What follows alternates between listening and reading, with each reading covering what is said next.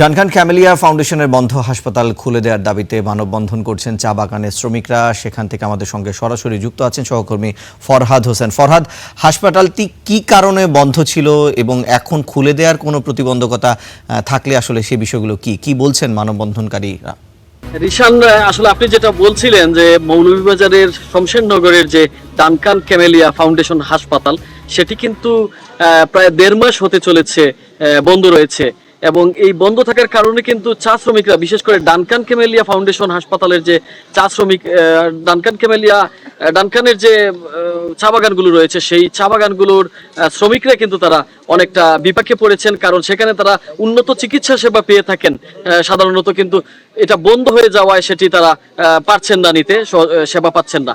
এখানে যে ঘটনাটি ঘটেছে, মূলত মার্চ মাসের 26 তারিখে রাতে একটি শিশুকে সেখানে ভর্তি করা হয়েছিল চিকিৎসার জন্য, এবং সেখানে যে ঘটনাটি ঘটে, ওই শিশুটি কোনো এক সময় মারা যায়। এবং ওখানকার যে চা শ্রমিক রয়েছেন শমশেরনগরের, সেই শ্রমিকরা কিন্তু একটু উত্তেজিত হয়ে অনেকটা অবরুদ্ধ করে রেখেছিলেন সেই হাসপাতালের যারা কর্মকর্তা কর্মচারী ছিলেন তাদেরকে। এরপর থেকেই কিন্তু ডানকান ফাউন্ডেশন, যে ডানকান ক্যামেলিয়া ফাউন্ডেশন, সেই ডানকান ক্যামেলিয়া ফাউন্ডেশন হাসপাতালটি বন্ধ রয়েছে। আমার পিছনে দেখতে পাচ্ছেন যে এই হাসপাতালটি চালু করার জন্য চা শ্রমিকরা কিন্তু তারা মানববন্ধন করছেন, প্রতিবাদ করছেন। তারা চাইছেন যে এটা আবার চালু হয়ে যাক এবং তারা চিকিৎসা সেবা পাক। তারা যেমনটা বলছেন যে তাদের যে চিকিৎসা সেবা নিতে গিয়ে তারা কিন্তু যে জেলা সদর বা সিলেটে যেতে হয় চিকিৎসা সেবার জন্য, সেখানে কিন্তু তাদের যাতায়াত খরচ, পাশাপাশি তাদের যে চিকিৎসা ব্যয় যেটা, সেটি কিন্তু বেড়ে যায়। এই চিকিৎসা ব্যয় বেড়ে যাওয়ার কারণে তাদের যে পারিশ্রমিক তারা যেটা পান, যারা মজুরিটা পান, সেই মজুরিটা আসলে মজুরি দিয়ে তাদের চিকিৎসা সেবা কুলানো সম্ভব হচ্ছে না। তারা আরো যেটা দাবি করছেন যে এই হাসপাতালটি প্রায় 1.5 মাস ধরে বন্ধ থাকার কারণে অনেকেই কিন্তু চিকিৎসা সেবা বঞ্চিত হয়েছেন এবং চিকিৎসা সেবা না পেয়ে অনেকে মারা গিয়েছেন বলে তারা দাবি করেছেন। তাদের যে দাবি সেটি হচ্ছে যে এই হাসপাতাল যত তাড়াতাড়ি সম্ভব খুলে দেয়া হোক। এবং আমরা এখানকার যে প্রশাসনের কর্মকর্তা, অর্থাৎ ইউএনও কমলগঞ্জের সাথে আমরা কথা বলেছি, তিনি আমাদেরকে যেটা জানিয়েছেন যে তারা চেষ্টা করছেন, কথা বলছেন এই হাসপাতাল কর্তৃপক্ষ যারা রয়েছেন তাদের সাথে তার কথা বলার জন্য। আমরা একটু যদি কথা বলি এখানকার যিনি আমাদের সাথে যুক্ত করতে চাই, চা শ্রমিক ইউনিয়নের যিনি সাবেক সাধারণ সম্পাদক রয়েছেন রামভোজন কৈরি, আমরা রামভোজন কৈরি সাহেবের সাথে একটু কথা বলতে চাই। আসলে ডানকান ক্যামেলিয়া ফাউন্ডেশন নিয়ে আপনারা কি জানছেন, এখন কোন পরিস্থিতি আছে? ধন্যবাদ।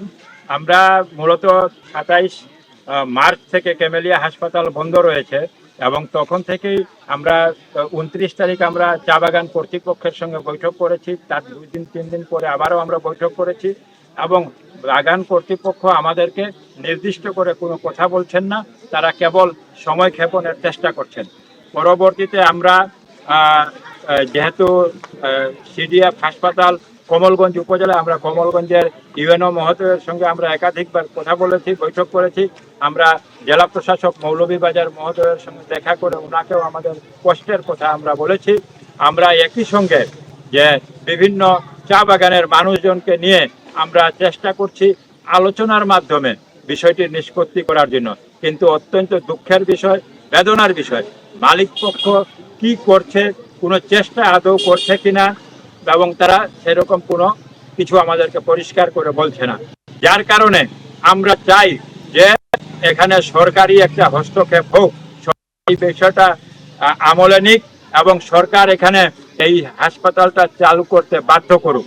সেই জন্য আমরা ক্যামেলিয়া চালু করার জন্য বিভিন্ন বাগানের প্রতিনিধিদের সমন্বয়ে যে কমিটি করা হয়েছে, সেই কমিটির মাধ্যমে এবং বিভিন্ন বাগান পঞ্চায়েত শ্রমিকদের স্বতঃস্ফূর্ত উদ্যোগ এবং আয়োজনে আমরা এটা আমাদের 6ষ্ঠ প্রোগ্রাম।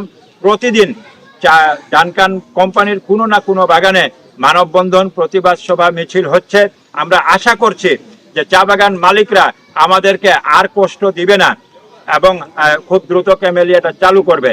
যেভাবে মানুষ মারা যাচ্ছে বিভিন্ন চা বাগানে, এটা হয়তো এখানে ক্যামেলিয়াটা থাকলে যে